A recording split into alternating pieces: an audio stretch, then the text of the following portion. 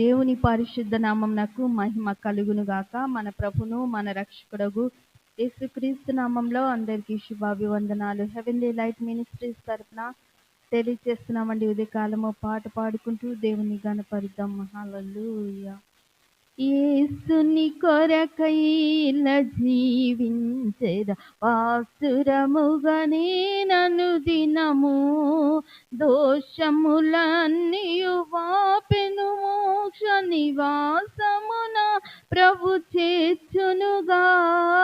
యేసుని కొరకై ఇలా జీవించెద వాసురముగనే నన్ను దినము బుద్ధి విజ్ఞాన సర్వ సంపదలు గుప్తమయ్యున్నవి ప్రభునందు అద్భుతముగా ప్రభువన్నీయునొసగి దిద్దును నా బ్రతుకంతటిని.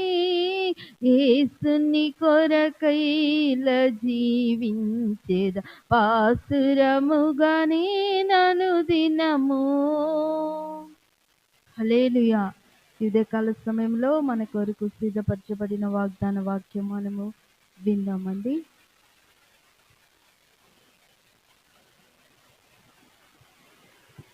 హల్లెలూయా, హల్లెలూయా. Thank you Jesus. దేవుని నామము మహిమపరచబడును గాక. మరి నూతన దినంలో, మరి నూతన మాసంలో మరొక నూతన దినంలో మనమందరము ప్రభు వాక్యము ధ్యానిద్దాం. ప్రతి ఒక్కరికి హెవెన్లీ లైట్ మినిస్ట్రీస్ తరపున, అలాగనే pastor Solomon Raj YouTube channel తరపున మీ అందరికీ శుభములు తెలియచేస్తున్నాను. మీరంతగానో మరి ప్రతిరోజు వాక్యమును వింటూ మరి వాక్యమును ప్రోత్సాహంతో మరి సపోర్ట్ చేసినందుకు, మమ్మల్ని ఎంకరేజ్ చేసినందుకు మీ అందరికీ ప్రత్యేకమైన వందనాలు. ఈ దినానికి ఏర్పాటు చేయబడిన వాక్యము మొదటి రాజులు 3వ అధ్యాయము 12వ వచనంలో మాటలు చదువుతూ ఉన్నాం.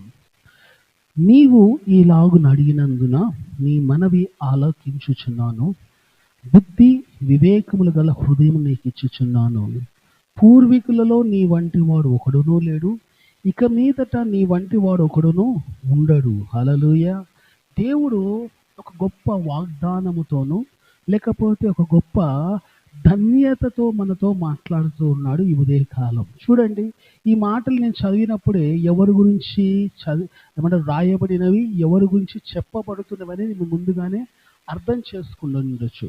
ఎందుకంటే ఇది అందరికి తెలిసిన వాక్యమే, కానీ ఇక్కడ ఒక గొప్ప సత్యము లేదా ఒక గొప్ప మాటను మనము ధ్యానించబోతూ ఉన్నాం. చూడండి, ఏమని అంటున్నాడంటే, ఈలాగు నువ్వు అడిగినందుకు. హల్లెలూయా. ఏలాగు అడిగాడు అంటే, నాకు ప్రభువా ఈ రాజ్యమును పరిపాలించటానికి, నీ ప్రజలను పరిపాలించటానికి, లేకపోతే ఈ రాజ్యమును నేను రాజుగా నడిపించటానికి నాకు జ్ఞానమును, బుద్ధిని, వివేకమును అనుగ్రహించు అని మనవి చేశాడు రాజైన సొలొమోను. హల్లెలూయా. ఈ రాజైన సొలొమోను ఈ విధంగా మనవి చేస్తే దేవుడు ఎంతగానో ఆ మనవికి ఇంప్రెస్ అయ్యాడు. హల్లెలూయా. చూడండి, మనం కూడా ప్రార్థన చేస్తుంటే దేవుడు ఇంప్రెస్ కావాలి. హల్లెలూయా. దేవుడు కూడా ఏం కావాలి? ఇంప్రెస్ అయ్యేలాగా ప్రార్థన చేయాలి. దేవుడు కూడా మన ప్రార్థన బట్టి సంతోషించాలి. అరే, మనం చేసిన ప్రార్థన బట్టి ఆయన కూడా, అబ్బా నా కుమారుడు, నా కుమార్తె ఎంత గొప్పగా నా దగ్గరకు వచ్చి తన మనవిని, తన ప్రార్థనను, తన విజ్ఞాపనను, తన అవసరతను నా ముందు పెట్టారు అని సంతోషించాలి, ఎంతగానో ఉత్సహించాలి. అరే, సొలొమోను ఆ విధంగా అడిగినప్పుడు దేవుడు ఎంతగా సంతోషించుంటాడో, దేవుడు ఎంతగా ఆనందించుంటాడో. రాజైన సొలొమోను దేవుణ్ణి అడిగిన విధానము చూడండి, దేవుడి దగ్గర అప్రోచ్ అయిన విధానము, దేవుణ్ణి సమీపించినప్పుడు అతను ఎంతో క్లారిటీతో ఉన్నాడు. ఎంతో క్లారిటీ అంటే, నేను దేవుణ్ణి ఏం అడగాలి, దేవుడి దగ్గర ఏమి నేను పొందుకోవాలి అనేది ముందుగా స్పష్టంగా అతను ముందుగానే ఒక నిర్ణయానికి వచ్చాడు. హల్లెలూయా. మనమును ప్రార్థన చేస్తుంటాము, క్లారిటీ ఉండదు, ఏం ప్రార్థన చేయాలో తెలియదు. ఆ ప్రార్థన వచ్చింది, నోటికి వచ్చింది చేసేస్తూ ఉంటాము, మన పెదాలకు వచ్చింది మనం చేసేస్తుంటాము.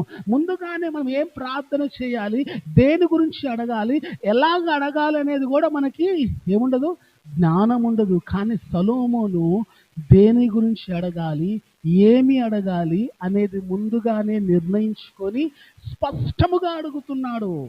ప్రభువా, ఇజ్రాయేలు రాజ్యాన్ని, నీ ప్రజలను పరిపాలించటానికి, ఈ రాజ్యమును నేను నడిపించటానికి నాకు కావలసిన బుద్ధిని, జ్ఞానమును, వివేకమును నాకు దయచేయి అని మనవి చేసుకున్నాడంట. హల్లెలూయా. చూడండి, అలాంటి ఇంప్రెస్ చేయగలిగిన ప్రార్థన ఈ ఉదయకాలం నీవు నేను చేయగలగాలి.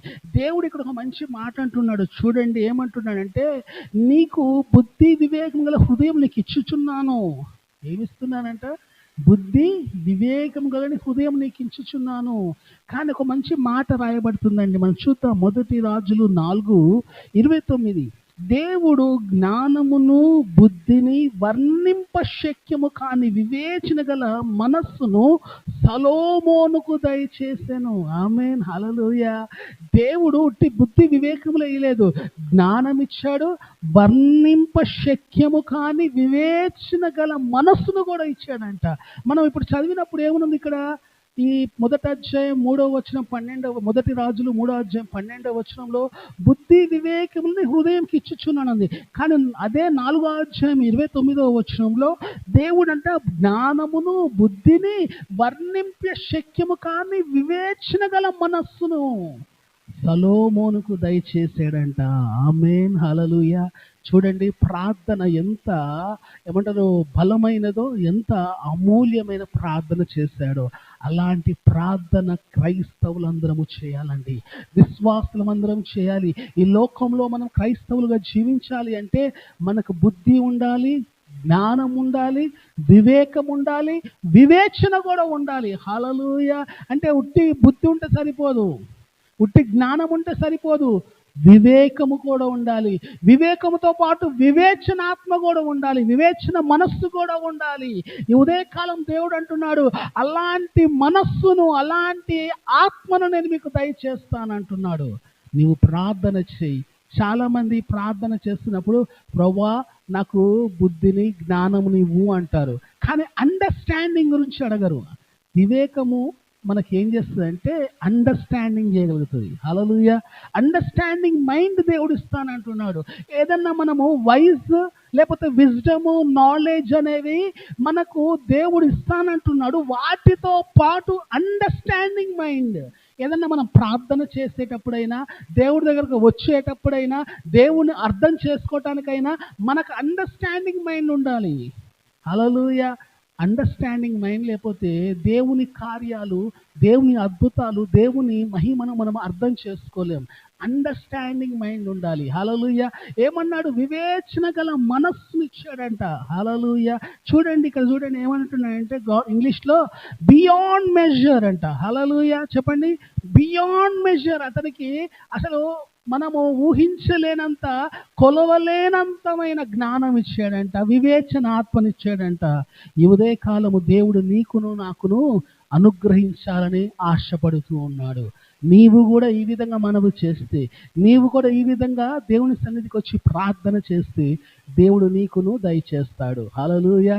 కొలస్సీ 2లో అంటాడు, బుద్ధి జ్ఞానములు ఆయన యందు గుప్తమై ఉన్నవి. హల్లెలూయా. మన దేవుడు సర్వజ్ఞాని అయి ఉన్నాడు. చెప్పండి, ఏమై ఉన్నాడు? He is the all wisdom God. ఆయన సర్వజ్ఞాని. భూలోకమును కానీ, సృష్టిని కానీ, సమస్తమును తన జ్ఞానము చేత, సర్వజ్ఞానము చేత నిర్మించి ఉన్నాడు. ఆయన జ్ఞానమును అర్థం చేసుకోవటం ఎవడి వల్ల కాదు. 1 కొరింథీ పత్రికలో అంటాడు, మానవుల జ్ఞానము ఆయన వెర్రితనముతో సమానము అంటాడు. హల్లెలూయా. ఏమంటాడు అంటే, ఆయన అంత జ్ఞానవంతుడు, ఆయన జ్ఞానానికి మితి లేదు అంటాడు మరొక భక్తుడు. హల్లెలూయా. ఈ ఉదయకాలము ఇలాంటి జ్ఞానం చేత మనం నింపబడాలి. క్రైస్తవులు ఎందుకు అనేకమైన వాటి శ్రమలను, అనేక వాటి కష్టాలు పొందుకుంటున్నారంటే, బుద్ధి, జ్ఞానము, వివేకము లేక శ్రమల్లోకి, హింసల్లోకి, లేకపోతే ఉపద్రవంలోకి వారు వెళ్తూ ఉన్నారు. నీవు నేను వీటన్ని నుంచి తప్పించబడాలి అంటే వీటన్నిటి నుంచి మనము ఏమంటారు కాపాడబడాలి అంటే, లేకపోతే భద్రపరచబడాలి అంటే మనకు బుద్ధి జ్ఞాన వివేకములు కలిగి ఉండేవారిగా ఉండాలి. సొలొమోనుకి ఇచ్చిన దేవుడు నీకును ఇస్తాడు. సొలొమోనుకు అనుగ్రహించిన దేవుడు నీకును అనుగ్రహిస్తాడు. సొలొమోను అడిగితే సొలొమోనుకి ఇచ్చాడు, నువ్వు అడిగితే నీకు కూడా ఇస్తాడు ఈ ఉదయ కాలము. కానీ చివరిలో ఒక మంచి మాట అంటున్నాడు చూడండి, పూర్వీకులలో నీ వంటి వాడు ఒక్కడునూ లేడు, ఇక మీదట నీ వంటి వాడు ఒకడునూ ఉండడు. హల్లెలూయా.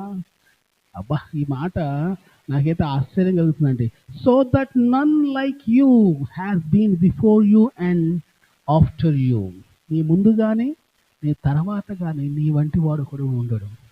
మనం దేవుడి గురించి చెప్తాం ఈ మాట, అతని వంటి వాడు ఎవడునూ లేడు. దేవుని వంటి వాడు ఒక్కడునూ లేడు. దేవతలలో నీ వంటి వాడు ఎవడునూ లేడంటాడు భక్తుడు. అలాగనే జ్ఞానము పొందుకోవటంలో, జ్ఞానము కలిగి ఉండటంలో సొలొమోను వంటి వాడు ఎవడునూ లేడంట. అంటే దేవుని తర్వాత ఆ స్థాయి, లేకపోతే దేవుని తర్వాత ఆ స్థితి సొలొమోనుకి ఇవ్వబడింది. ఆమేన్. దేన్ని బట్టి ఇవ్వబడిందంటే అతను కలిగి ఉన్న ఉద్దేశమును బట్టి. చూడండి, ఆ ఉద్దేశము ఎలాగుంది అంటే మంచి పరిపాలన చేయాలి, న్యాయమైన పరిపాలన చేయాలి, నీతి కలిగిన పరిపాలన చేయాలి, రాజ్యంలో ఉన్న వారికి మేలుకరమైన పరిపాలన చేయాలి అని అతను ఒక ఉద్దేశం కలిగి ఉన్నాడు. కాబట్టి ఆ దేవుడు అతనికి అది ఇచ్చాడు. నీ ఉద్దేశం మంచిగా ఉందనుకో, దేవుడు నీకును ఇస్తాడు. చాలాసార్లు ఉద్దేశం తప్పుగా ఉంటుంది, ఇంటెన్షన్స్ చాలా వరస్ట్గా ఉంటాయి. ఏదో మనము ఏమంటారు, మన కొరకు మాత్రమే కోరుకుంటాం. కానీ సొలొమోను తన కొరకు కోరుకోలా, రాజ్యము కొరకు కోరుకున్నాడు, ప్రజల కొరకు కోరుకున్నాడు. నీ ఇంటెన్షన్ నీ గురించి అయితే దేవుడు ఇవ్వడండి.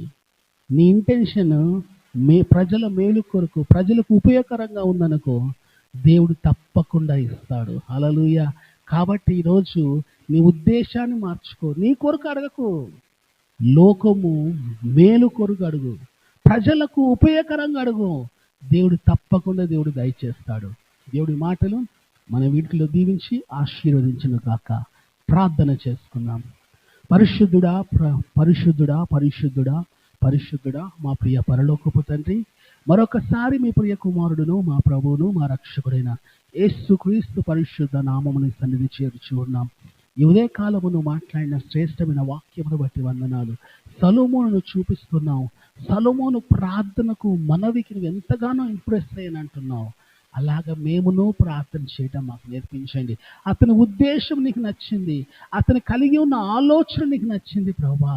ఆ ఆలోచన, ఉద్దేశము బట్టి అతనికి ప్రభా మంచి జ్ఞానముతో, బుద్ధితో, వివేకముతో, వివేచన మనస్సుతో ప్రభా వర్ణింప శక్యము కాని ప్రభా వివేచన మనస్సును దయచేసావంట. మాకును అలాంటి జ్ఞానము దయచేయి, మాకును అలాంటి వివేకము దయచేయి. మేమును ప్రజలకు మేలుకరంగా, ప్రజలకు ప్రభా ఉపయోగకరంగా అనేక మందిని ప్రభా తండ్రి, మేము తండ్రి నువ్వు ఇచ్చిన జ్ఞానము చేత వారికి సహాయపడే విధంగా, వారికి మేలు చేసే విధంగా మాకును నీ జ్ఞానముతో నింపండి. మీరు మహిమ పొందండి.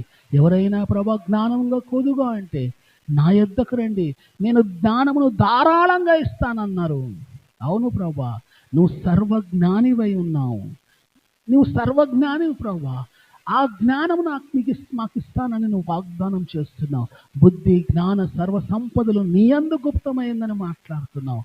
తండ్రి, మాకు దయచేయండి, వింటున్న వారికి దయచేయండి. ఎవరైతే యవనస్తులు ప్రభా ఈ మాసం ఎగ్జామ్స్ రాస్తున్నారో, ఎవరైతే ఇంటర్ 10th క్లాస్, ఇంటర్ ప్రభా జేఈ మెయిన్స్ కావచ్చు, నీట్ ఎగ్జామ్స్ కావచ్చు, లేకపోతే ప్రభా నీకు వందనాలు తండ్రి, ప్రభా ఏ ఎగ్జామ్ రాసినా ప్రభా వారికి ఆ ఎగ్జామ్స్లో కావాల్సిన బుద్ధిని, జ్ఞానమును దయచేయమని అడుగుతూ ఉన్నాం. యవనస్తులకి ప్రభా నీ కృపను, నీ వాత్సల్యతను చూపించమడుగుతూ యేసు పరిశుద్ధ నామములో అడుగుచున్నాం మా ప్రియ తండ్రి. ఆమేన్. అందరికీ praise the lord. Pastor Solomon Raju YouTube channel ప్రతి ఒక్కరు సబ్స్క్రైబ్ చేయండి, లైక్ చేయండి, షేర్ చేయండి. అలాగనే హెవెన్లీ లైట్ మినిస్ట్రీస్ పరిచర్యకి ఎవరన్నా సపోర్ట్ చేయాలనుకుంటే మరి డిస్ప్లే మీద మేము స్కానర్ని అప్లోడ్ చేసాం.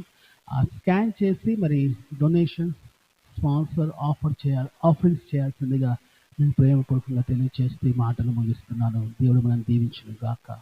ఆమేన్.